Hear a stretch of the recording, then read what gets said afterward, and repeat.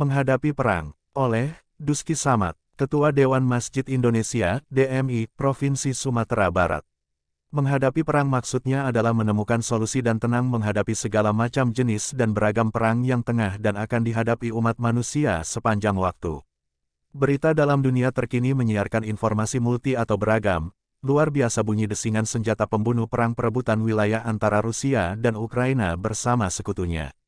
Perang opini, pendapat, saling hujat dan merendahkan antar kelompok, partai, elit dan masyarakat begitu dahsyat di media mainstream dan medsos Indonesia untuk merebut tampuk kekuasaan suksesi presiden dan pemimpin nasional dan daerah. Perang yang luar biasa dahsyatnya terjadi pula di negara Libya dan Maroko. Ribuan orang berjuang menyelesaikan dan menguburkan korban nyawa dan harta benda akibat banjir dan gempa bumi. Multi perang yang luar biasa dahsyat dan menimbulkan ketakutan dulu juga sudah terjadi, dan sudah dimuat dalam kitab suci. Ada empat ancaman dahsyat yang bahayanya mencekam dan meluluh lantakkan kehidupan tanpa mengenal batas negara dan bangsa. 1. Bendungan. Bahaya kehancuran yang dibawa oleh alam yang sudah ditundukkan melalui capaian ilmu pengetahuan dan diberdayagunakan untuk manfaat luas bagi kesejahteraan hidup. Contoh terkini peristiwa runtuhnya bendungan di negara Libya yang mengundang banjir besar. Kisah yang dimuat dalam Al-Quran tentang runtuhnya bendungan disebut dalam surat Saba. Bendungan Ma'arib yang menjadi sumber kehidupan dan pertanian negeri Saba, yang terkenal makmur, runtuh sehingga menjadikan negeri yang makmur itu menjadi miskin dan tidak dapat menghasilkan buahan dan tanaman bermanfaat, seperti disebutkan dalam ayat ini. Tetapi mereka berpaling, maka kami kirim kepada mereka banjir yang besar dan kami ganti kedua kebun mereka dengan dua kebun yang ditumbuhi pohon-pohon, yang berbuah pahit, pohon as dan sedikit pohon sider. Qs. Saba, 34:16. Pesannya perang tertutup dengan alam yang sudah jinak pun dapat terjadi tak terduga, hanya iman yang dapat menerimanya sebagai kehendak yang kuasa. Kerja hati-hati, doa dan tawakal adalah solusi menghadapinya. 2. Kemarau. Bangsa Indonesia dan banyak bangsa di Afrika saat ini terancam oleh kemarau panjang, terbakarnya hutan, keringnya sungai, kabut asap dan musim panas adalah realitas alam yang siklusnya terus terjadi, hanya manusia yang lalai dan sombong, sehingga menjadi celaka. Itibar dari siklus alamiah, topan, banjir dan musim kemarau panjang dinukilkan Al-Quran dalam kisah Nabi Yusuf. Hebatnya akan ada ancaman bencana alam pemerintah Mesir sudah diingatkan melalui pemimpinnya. Raja Mesir bermimpi 7 lembu kurus memakan 7 lembu gemuk. Yusuf menakwilkan mimpi raja akan datang masa kemarau panjang 7 tahun.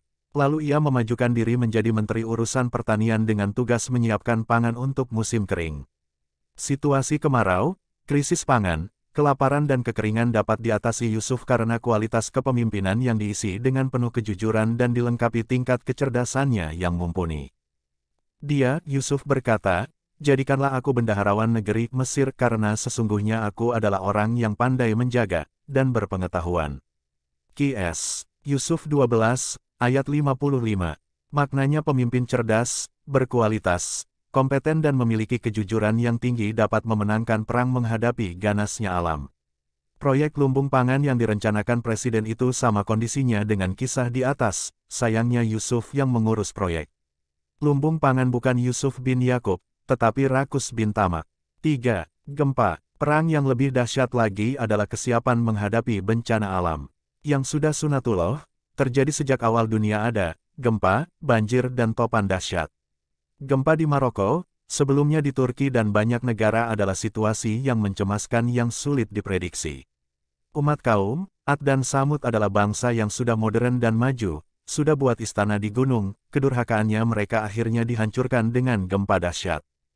Dan kamu pahat dengan terampil sebagian gunung-gunung untuk dijadikan rumah-rumah. Qs. Asy-Syu'ara, 26:149.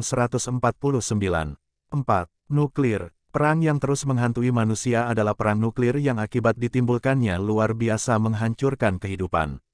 Persekongkolan Rusia dan Korea Utara yang memiliki senjata nuklir adalah ancaman perang yang dapat mengundang kepanikan global. Arogansi dan keangkuhan dua bangsa ini dapat menyulut Perang Dunia Ketiga, bila semua keadaan perang di atas berakumulasi. Kekejaman dan kebengisan adalah watak penyulut perang. Baca kisah Hitler yang membunuh jutaan manusia. Dan apabila kamu menyiksa, maka kamu lakukan secara kejam dan bengis. Qs. Asy-Syu'ara, 26, ayat 130. Perang menghadapi kebegisan manusia tertentu melalui nuklir sangat besar akibat yang akan terjadi. Bom Hiroshima di Jepang Perang Dunia Kedua tahun 1945 lalu belum sehat bumi di sana. Korban manusia ratusan ribu adalah bencana dunia yang mengerikan bila perang nuklir terjadi. Nauzubillahi min dzalik. Natijah yang mesti menjadi perhatian bahwa ancaman multi perang yang mengerikan dapat dicegah dengan kesadaran manusia akan fungsinya sebagai hamba dan khalifah Allah. Kedurhakaan, penggunaan alam mubazir, berkelebihan dan kesombongan adalah pangkal musibah yang hendaknya menjadi kesadaran umat manusia. Khutbah, Baitur Rahmah, 15.092.023.